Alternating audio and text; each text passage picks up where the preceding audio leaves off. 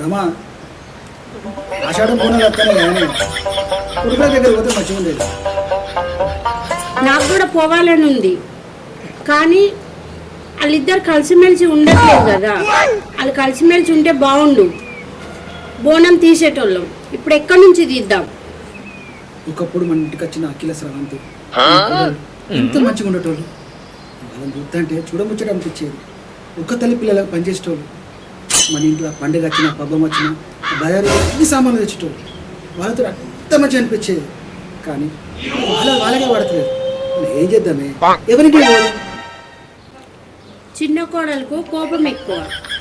పైసలు ఉన్నాయని ఏ సామాన్ పడితే ఆ సామాన్ కొనుక్కొచ్చి ఇంట్లో పెట్టేది. పెట్టి పెద్ద కోడలు ముంగట అది తెచ్చినా ఇది తెచ్చినా అంత నువ్వుకే చెప్పినట్టు అనేది. అంటే తప్పంతా చిన్న కొడుకు. అంతే కదా, ఎప్పుడైనా చెప్పినట్టు విన్నదా? దాని మంకు దానికే.